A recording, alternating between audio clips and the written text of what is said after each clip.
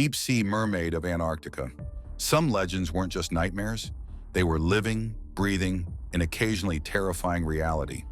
In the early 2000s, rumors began to circulate among Japanese research vessels about a massive, pale creature they called the Ningen. The name literally translates to human in Japanese, which is the first clue that this isn't your average whale sighting.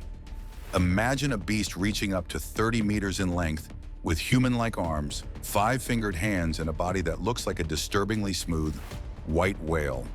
While many of the photos online are clearly doctored, the sightings by professional sailors on government-operated whale research ships are much harder to dismiss.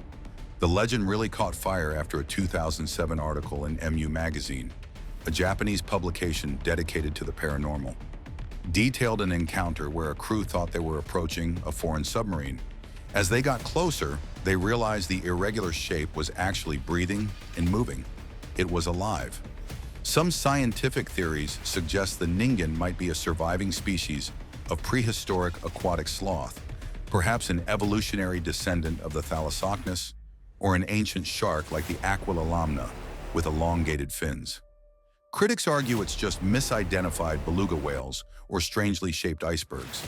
But the consistent descriptions of human-like facial features, a slit-like mouth and large dark eyes, keep the mystery alive. Before we go any deeper into the icy abyss, why not submerge yourself in our community by hitting that subscribe button? It's the only way to ensure you never miss a dive into the world's most fascinating secrets.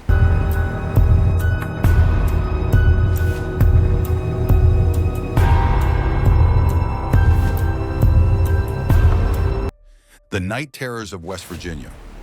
Moving from the deep ocean to the dense woods of the Appalachian Mountains, we have to talk about the Mothman. This isn't some ancient scroll legend. This is a 20th century mystery that still keeps people in Point Pleasant, West Virginia, up at night. It all started in November 1966 when two young couples, the Scarberrys and the Millettes, reported seeing a towering black creature with a 10-foot wingspan and glowing red eyes near an abandoned World War II munitions plant known as the TNT area. They claimed the beast chased their car at speeds of over 100 miles per hour, making a high-pitched screeching sound that sounded like a big mouse.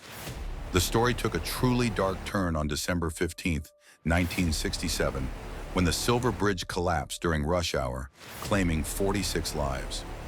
Many locals believed the Mothman was a harbinger of doom, appearing only to warn the town of the impending disaster. While skeptics point to the shitepoke theory, suggesting a large sandhill crane or a stray snowy owl was the culprit, witnesses were adamant that they saw something humanoid. Some even reported men in black visiting the town shortly after the sightings, trying to silence anyone who spoke up. Whether it was a supernatural entity or just a very large misplaced bird, the fear was real enough that the town eventually built a massive steel statue in its honor. It's a creature that didn't just exist in stories, it left a permanent, tragic mark on the history of a community.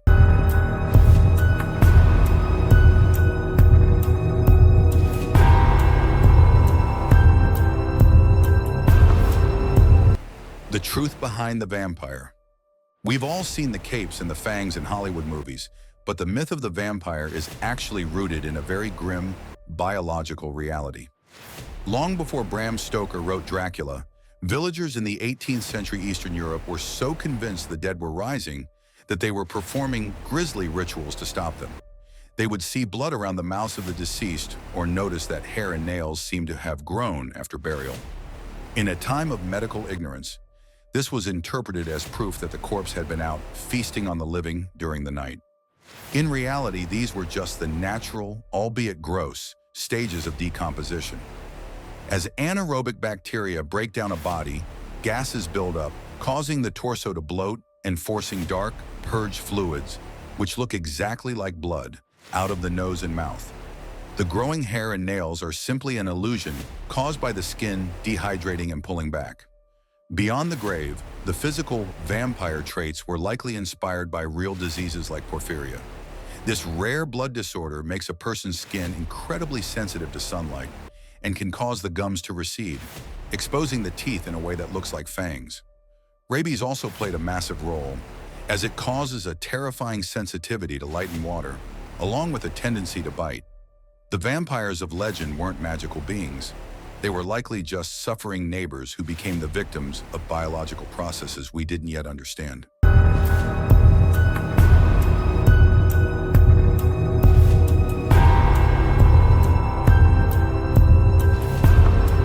The terror of the Pine Barrens. Deep in the woods of southern New Jersey, people have been reporting sightings of a creature that shouldn't exist for nearly 300 years. Known as the Jersey Devil, it's described as a bizarre chimera with a horse's head, a bat's wings, and the hooves of a goat.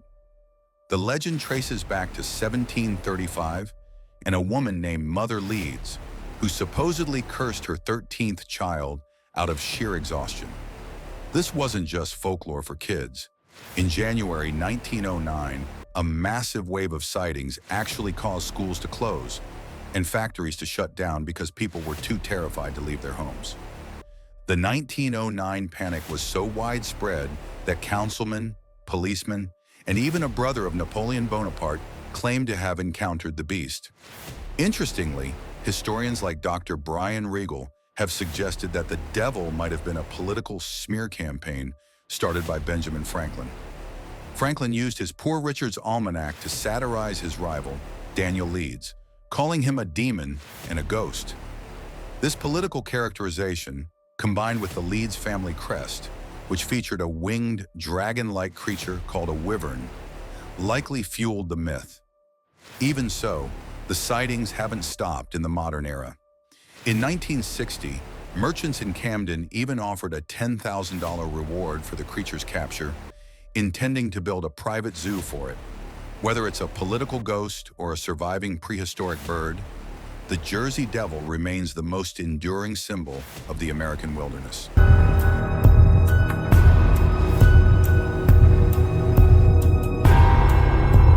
The behemoth beneath the Arctic. The El Gran Maja is a legend that feels like a modern update to the ancient leviathans. Emerging from the pitch-black depths of the Arctic Ocean, this creature is said to be a staggering 2,000 feet long, literally the size of 6 football fields. It's described as having hundreds of sharp teeth and 6 glowing white eyes that allow it to hunt in the absolute darkness of the high-pressure zones. While much of its fame comes from digital creators like Boris Alblois, the fear it taps into is very much grounded in the reality of thalassophobia and the unknown. The legend gained significant traction when people began connecting it to the bloop, a massive low-frequency sound recorded by NOAA in 1997. While scientists eventually determined the sound was likely caused by a massive icequake, the idea that a biological entity could produce such a noise persists. In recent deep-sea expeditions, researchers have lowered cameras into holes in the ice, only to have the light blocked out by massive, unidentifiable shapes passing by.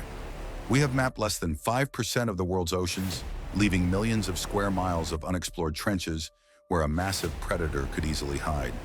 Whether El Gran Maja is a biological reality or just a manifestation of our primal fear of the deep, it serves as a reminder that we are still very much small fish in a very big, very dark pond.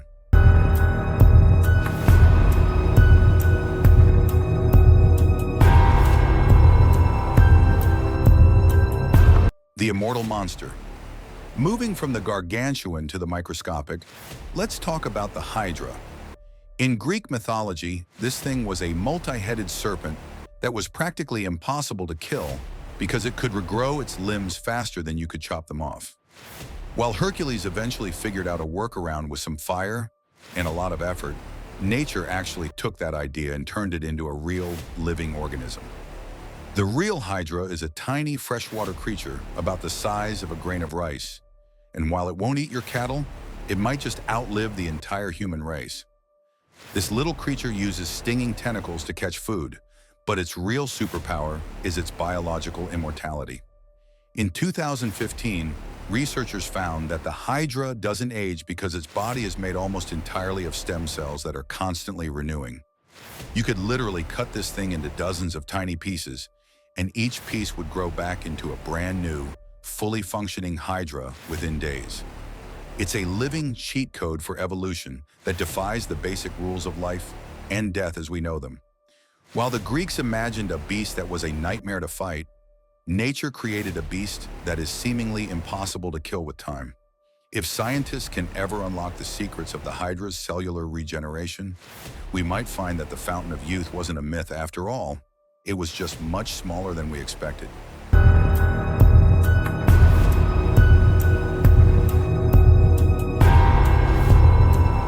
The island of the real-life hobbits. Now let's travel back to the island of Flores in Indonesia, where J.R.R. Tolkien's imagination actually came to life. In 2003, archaeologists discovered the remains of a tiny adult human who stood barely 3 feet tall. This wasn't a case of a single person with a medical condition. They had found an entirely different species that lived until about 50,000 years ago. Officially named Homo floresiensis, the world quickly gave them a much more catchy nickname, the Hobbits. These little guys lived in a world that sounds like a fantasy novel, sharing their island with dwarf elephants and giant Komodo dragons. Despite having brains roughly the size of a grapefruit, these hobbits were sophisticated survivors. They crafted complex stone tools, managed fire, and hunted in coordinated groups to bring down animals much larger than themselves. Local legends of the Ebugogo, small, hairy forest people who were said to steal food and kidnap children, might actually be a 10,000-year-old cultural memory passed down by the modern humans who eventually replaced them. It's a fascinating and slightly tragic example of how our world used to be much more diverse. The discovery of Homo floresiensis proved that our ancient family tree had branches we never even suspected, showing that the line between mythical creature and human relative is often much thinner than we'd like to believe.